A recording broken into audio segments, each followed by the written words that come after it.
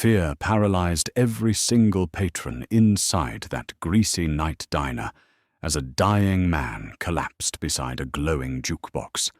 They recognized his aristocratic face instantly. Terrified, nobody moved to help this bleeding mafia boss. Nobody except one heavy-set night waitress who stepped forward and looked him in the eye. Rain lashed against the greasy front windows of Pappy's 24/7 eatery on the outskirts of South Philadelphia, distorting the neon sign into a bleeding red smear. Inside the diner smelled of stale coffee, burnt hash browns, and cheap disinfectant. Penelope Higgins hated that smell, but it paid the rent. Penelope was a big woman. At 290 pounds, she was acutely aware of the space she took up in the narrow aisles between the vinyl booths. Her pale pink uniform was uncomfortably snug across her broad shoulders and heavy thighs, and the strings of her apron barely managed to tie around her thick waist. Customers usually looked right through her, treating her like a piece of the furniture, a soft, fat, invisible machine meant only to deliver pancakes and refill mugs. She was used to the snickers from a table of teenagers, the condescending smirks from businessmen, and the constant biting remarks from her manager Stan, who always told her she moved too slow. But Penelope didn't care what they thought. She had a kind heart, a sharp mind, and a secret past wrapped up in the memories of her late Sicilian grandmother, who had taught her that a person's worth wasn't measured by their waistline, but by the iron in their spine. At 2:14 a.m., the brass bell above the diner door didn't just ring. It violently smashed against the glass as the heavy oak door was kicked open. The late-night chatter abruptly died. The clinking of silverware stopped. A man staggered into the diner. He was tall, dressed in a bespoke, charcoal-grey Brioni suit that was soaked with rain and something much darker. His face, aristocratic and sharp, was pale as parchment. He gripped his abdomen, blood oozing between his fingers and spilling onto the floor in thick, heavy droplets. Penelope recognized him instantly, and by the collective gasp that sucked the air out of the room, so did everyone else. It was Matteo Rossi. He was the undisputed head of the Rossi crime syndicate, a man who owned half the judges in the city, and had a reputation so ruthless that people crossed the street when they saw his black Lincoln Navigator approaching.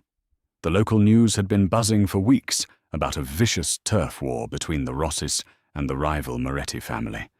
Tonight it seemed the war had spilled onto Broad Street.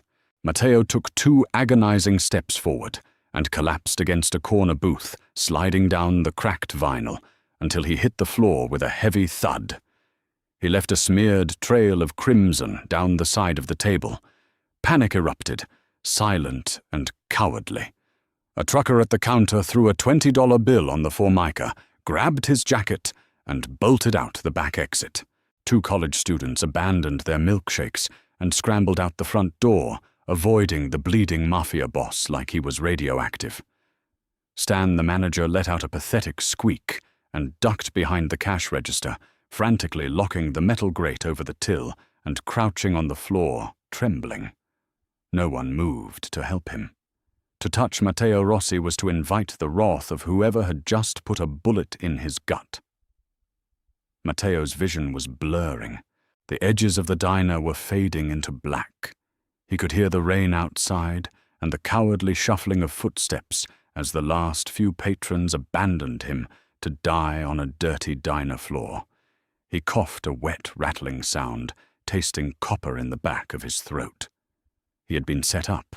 His own capo had sold him out to the Morettis. "Aiutami!" Matteo rasped the word slipping out in his native tongue as his mind regressed to his childhood in Palermo through the haze of blood loss.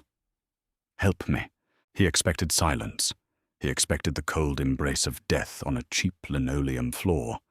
Instead, he heard the heavy, deliberate squeak of rubber-soled nurse shoes.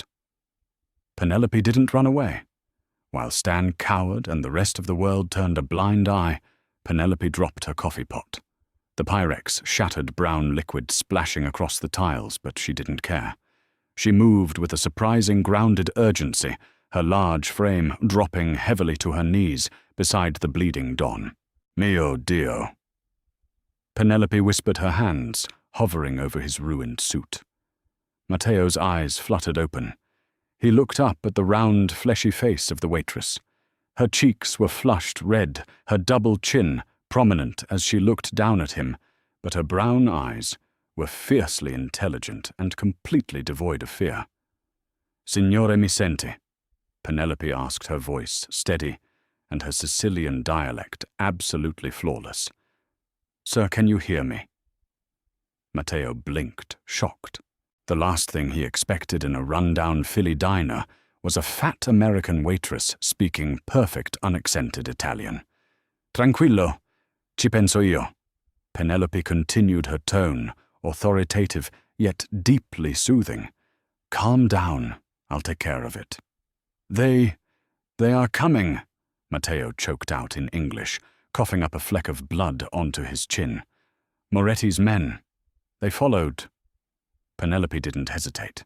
Society might have written her off as a slow, lazy woman, but they didn't know the sheer physical strength she possessed. She had spent years carrying the weight of the world and her own body without breaking. "Stan!" Penelope roared, her voice booming through the diner. "Get out from behind that counter and help me lift him! Are you crazy, Penny?" Stan shrieked from the floor. "That's Rossi. If they find us with him, we're dead. Leave him." "You cowardly piece of garbage," Penelope spat. She looked back down at Matteo. "All right, Mr. Rossi. This is going to hurt like hell, but you need to help me. On 3, you push, I pull." Penelope grabbed Matteo by the lapels of his ruined $1,000 suit. She planted her thick legs using her low center of gravity and her substantial weight as leverage. "Uno, due, tre." With a mighty heave, Penelope yanked upward. Matteo let out a stifled roar of agony, his boots scrambling for purchase. Despite his 200-pound frame of pure muscle, Penelope hoisted him up, throwing his heavy arm over her wide shoulders. She wrapped her thick arm around his waist, pressing her soft side against his bleeding ribs, acting as a human crutch. "Walk!" she commanded. Together, the bleeding Mafia boss and the fat diner waitress stumbled toward the back hallway, just as the screech of tires echoed from the parking lot outside. The heavy steel door of the walk-in freezer slammed shut behind them, cutting off the ambient noise of the diner and plunging them into near-freezing darkness, save for the single flickering fluorescent bulb overhead. Penelope eased Matteo down onto a stack of cardboard boxes filled with frozen French fries. He groaned his head, lolling back against the frost-covered aluminum wall. His breath plumed in the frigid air. "Hold this," Penelope ordered, grabbing a stack of clean, heavy-duty bar towels from a prep shelf just outside the door before she had closed it. She balled them up and pressed them hard against the gunshot wound in his lower left abdomen. Matteo hissed, his fingers gripping her thick wrist with surprising strength. You speak like my mother," he managed to say, his dark eyes locking onto hers, studying the sweat beading on her forehead, despite the cold. "My nonna was from Palermo," Penelope said briskly, not pulling her hand away. "She taught me the old language. Taught me not to walk away when someone's bleeding out like a stuck pig, either. Keep the pressure on." Matteo obeyed his hand, covering hers, pressing the towels into his flesh. He watched her move. She was out of breath, her large chest heaving, but she didn't look panicked. She looked angry. She grabbed a roll of industrial duct tape from a utility shelf in the corner. Suddenly, the muffled sound of the diner's front door being kicked open echoed through the heavy walls of the freezer. Matteo went entirely still. Penelope froze the duct tape in her hand. They could hear heavy footsteps out in the dining area, voices loud and aggressive. "Where is he?" a rough voice barked. It was Dante, one of the Moretti family's most notorious hitmen.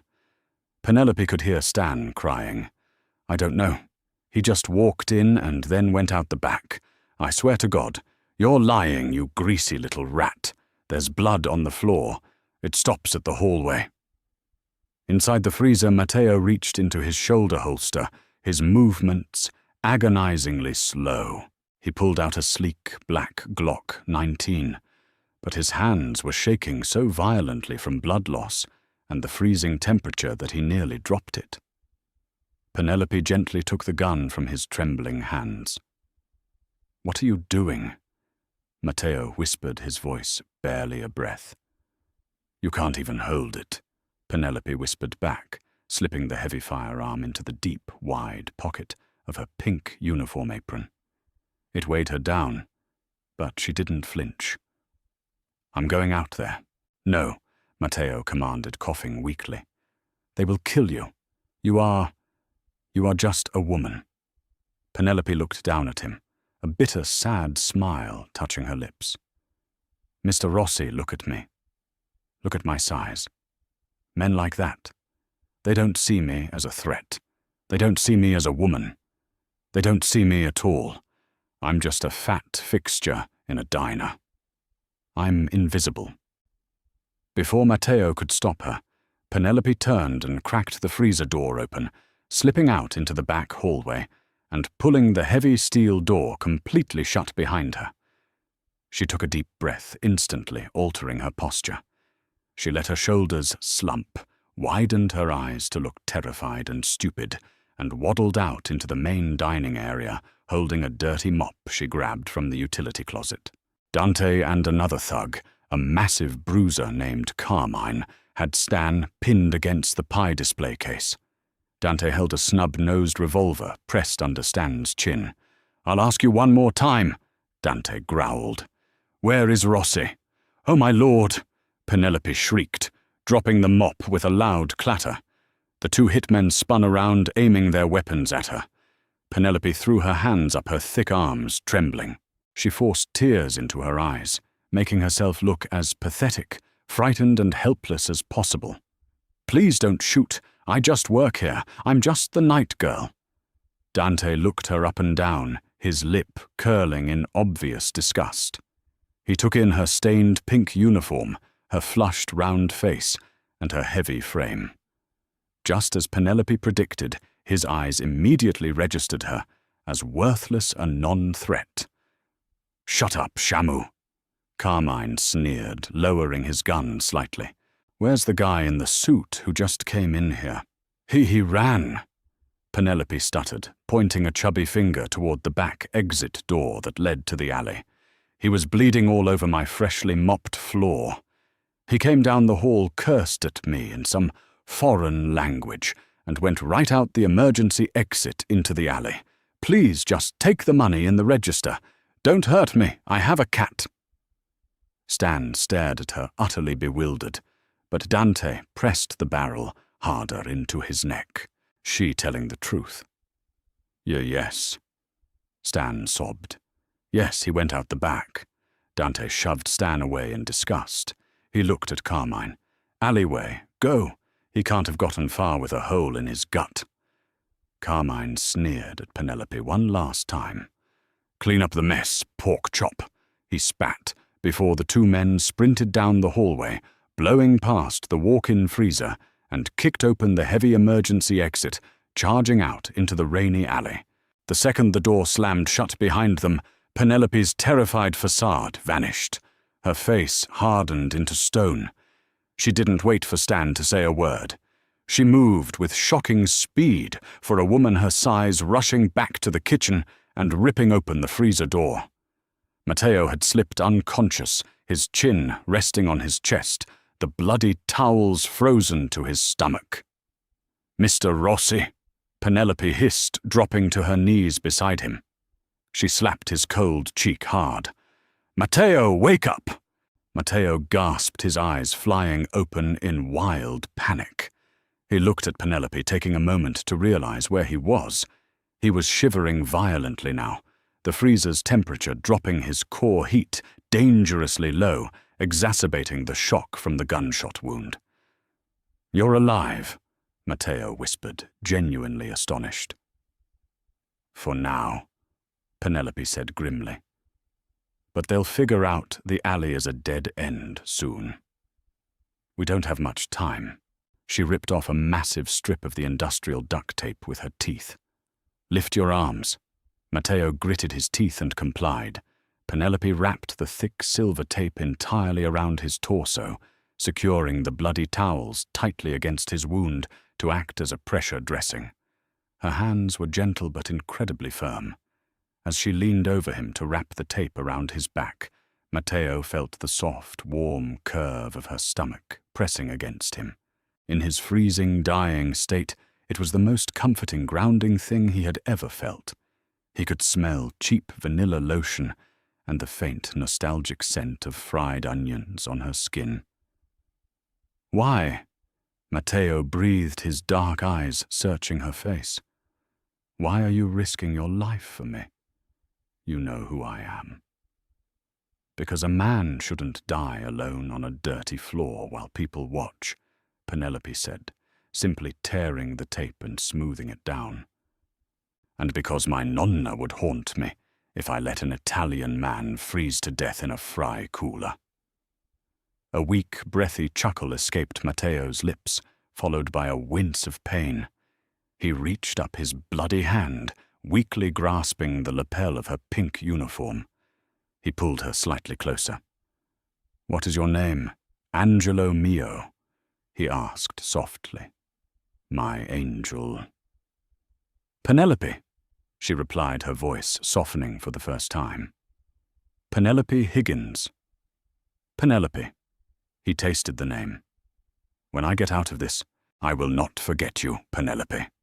Before Penelope could respond, the screech of multiple heavy vehicles sounded outside much louder than the hitmen's car. The heavy thud of car doors slamming shut echoed through the walls, followed immediately by the deafening rapid-fire staccato of automatic weapons. Matteo's eyes lit up with a dangerous fire, despite his pale skin. "Enzo," he whispered. "My brother. He found me." The gunfire outside lasted for only 30 agonizing seconds before silencing abruptly. A minute later, the diner doors burst open again. This time, it wasn't the Morettis. "Matteo!" a voice roared in Italian. "Find him! Tear this place apart!" Penelope stood up, her joints popping in the cold. She pulled Matteo's Glock from her apron pocket, placing it gently on the frozen boxes next to him. "Stay here," she said. She walked out of the freezer, her hands raised high in the air. The kitchen was suddenly swarming with men in dark suits holding assault rifles. The man leading them, a slightly younger, fiercer version of Matteo, leveled his gun at Penelope's broad chest. "Where is he?" Enzo Rossi snarled. "In the freezer," Penelope said, calmly, not flinching at the gun pointed at her heart. "He's lost a lot of blood.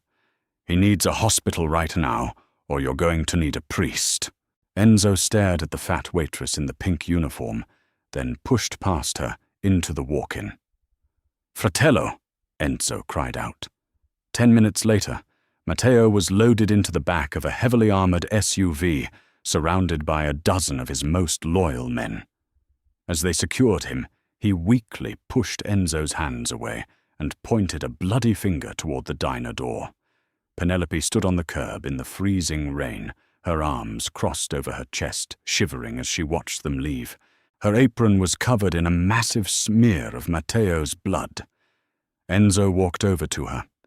He didn't sneer. He didn't look right through her. He looked at her with the utmost respect, pulling a thick black card with gold embossing from his jacket and pressing it into her hand. "My brother says you saved his life," Enzo said quietly. "The Rossi family is in your debt, Penelope Higgins. Call this number when you are ready to collect." As the black SUVs sped off into the rainy Philadelphia night, Penelope stood alone on the curb, the gold lettering on the card glinting under the neon diner sign. She looked down at the bloody handprint on her waist, realizing her invisible life was over. 6 weeks dragged by. Rain washed the blood from the alley behind the diner, and life returned to its dreary rhythm. Penelope kept the embossed black card, hidden inside her cheap faux leather wallet, untouched. She had no intention of calling the Mafia. She just wanted to survive her shifts, pay her rent for her tiny walk-up on Tasker Street, and fade back into the comfortable invisibility of her daily routine. Unfortunately, visibility is a funny thing. Once the veil is pierced, it cannot be easily repaired. Stan fired her on a Tuesday. He claimed she was too slow, that her size was a liability during the morning rush. But Penelope knew the truth. Stan was terrified. He jumped at every shadow, convinced the Moretti family or the Rossi syndicate would return to tie up loose ends. By firing her, the cowardly manager hoped to sever his own ties to that brutal night. Unemployment hit hard. Rent was past due, and Penelope found herself surviving on cheap ramen and discounted bread from the corner bodega. She sat on her sagging sofa one chilly Thursday evening, staring at the black card resting on her chipped coffee table. The gold lettering taunted her. Rossi. A heavy knock rattled her front door. Penelope frowned, pushing her heavy frame off the sofa. She wasn't expecting anyone, certainly not her landlord, who usually just slipped angry notes under the crack. She peered through the foggy peephole. Her blood ran ice cold.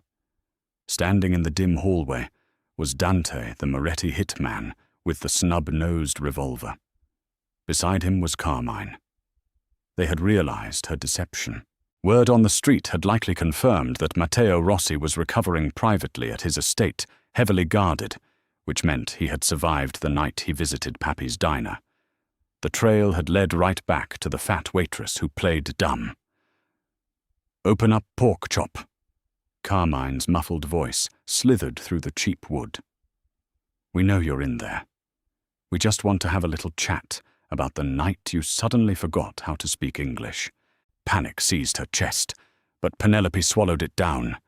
She backed away toward the kitchen, her eyes darting around for a weapon. She grabbed a heavy cast-iron skillet from the stove.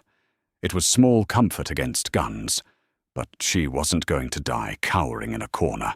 The door splintered as Carmine kicked it. The deadbolt groaned. One more kick and the frame shattered. The two men stepped into the cramped apartment, their guns drawn. Dante smiled, a cruel, predatory stretching of his lips. "You caused us a lot of trouble, lady. Our boss is very unhappy that Rossi is still breathing. And since we can't get to him inside his fortress in Bryn Mawr, we figured we'd settle the score with the Broad, who hid him in a meat locker." Penelope raised the skillet, her hands trembling slightly, but her jaw was set. "Get out of my house." Dante laughed, raising his weapon, aiming it squarely at her chest. "Cute. Say hi to your nonna for me." Before Dante's finger could squeeze the trigger, the hallway outside exploded into violence. A suppressed gunshot coughed thwip, and Carmine's knee blew out in a mist of crimson. He screamed, collapsing to the cheap carpet. Dante spun around, firing blindly into the hall. But a massive figure in a tailored suit tackled him through the doorway, slamming him brutally against Penelope's drywall. The gun clattered across the linoleum. Penelope watched in stunned silence as Enzo Rossi pinned Dante by the throat, pressing the barrel of a Sig Sauer directly between the hitman's eyes. Behind them, stepping calmly over the groaning Carmine, was Matteo.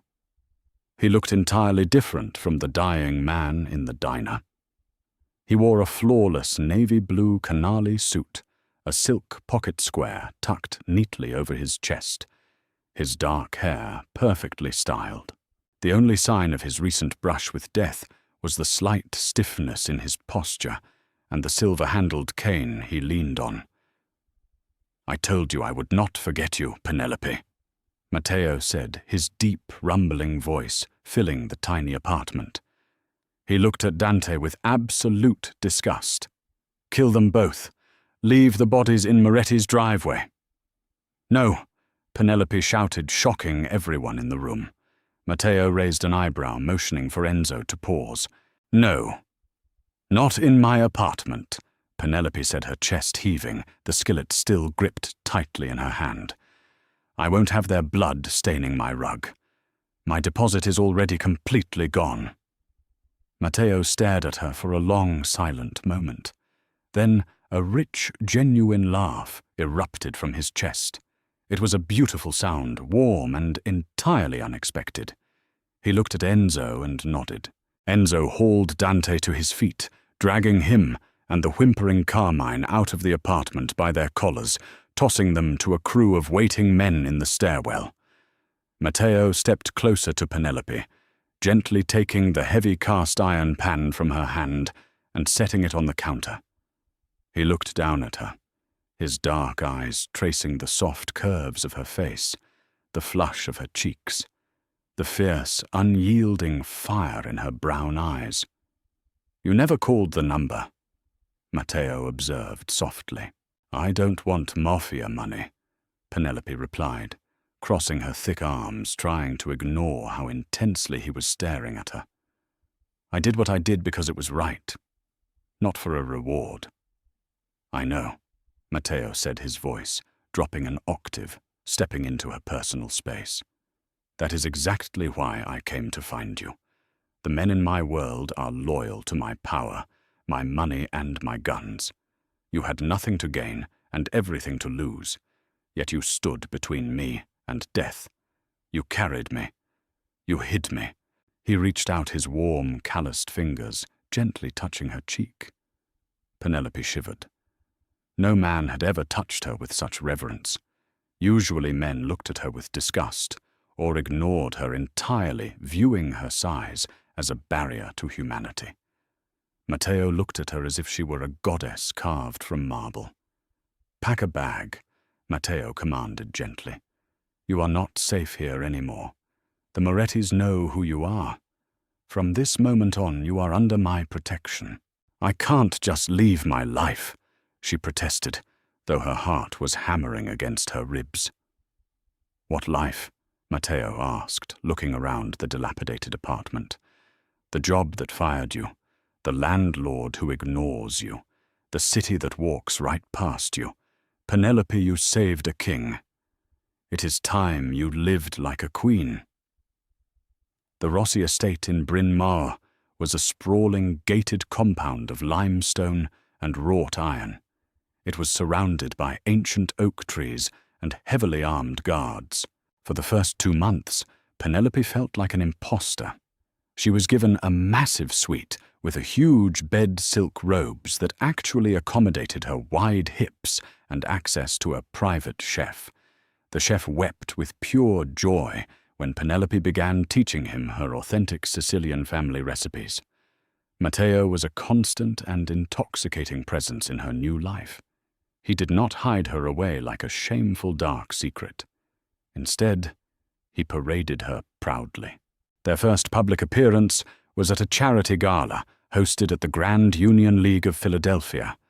This was a neutral ground where rival syndicates and corrupt politicians mingled freely over expensive champagne. Penelope was completely terrified. She wore a custom-made deep emerald gown that flowed elegantly over her curves. Her hair was swept up in a sophisticated twist. When Matteo walked in with her on his strong arm, the ballroom went dead silent. Penelope could feel the judgmental stares of the thin Mafia wives.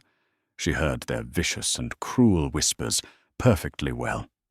"Look at the massive size of her. She is incredibly huge. What is the Don doing with a blimp?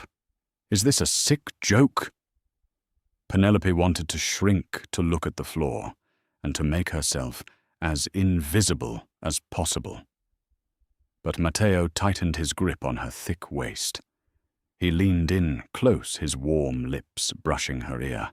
"Keep your head up right now," he whispered fiercely into her ear. "They whisper because they are starving, weak, and entirely replaceable. You are none of those things. You are the strongest woman in this entire room. Let them look."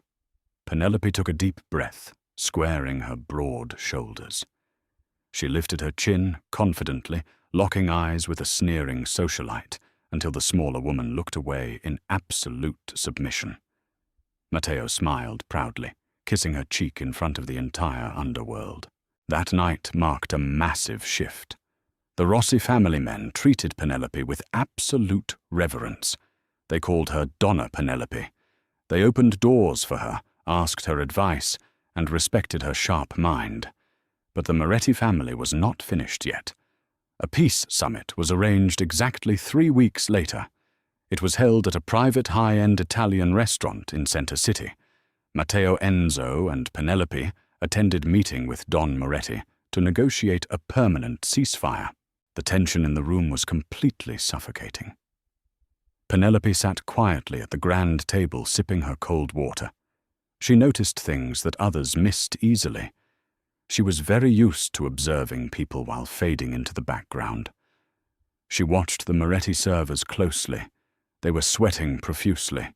Their eyes kept darting toward the exits. When the massive silver platter of veal saltimbocca was brought out, the head waiter placed it directly down. He set it right in front of Matteo. The hand of the waiter was shaking violently. "Eat now, Matteo," Don Moretti smiled, revealing a greasy grin. "Let us break bread and end this war tonight." Matteo picked up his silver fork, nodding graciously. "Stop right there." The voice of Penelope cracked like a loud whip across the silent room. Matteo froze instantly, his fork inches from the meat. Everyone stared at her. "What is the meaning of this rude outburst?" Don Moretti growled, his ugly face flushing red. "Control your fat whore, Rossi." Enzo stood up quickly, his hand going straight to his hidden weapon. Penelope simply sat and stared. Can you believe how Penelope turned the tables on the entire Mafia underworld, using the exact thing they judged her for? Her incredible observation skills and fierce courage proved that true power doesn't come in a specific size. If you loved this intense, twist-filled romance about an underestimated heroine claiming her crown, smash that like button, share it with your fellow drama lovers, and subscribe for more jaw-dropping stories.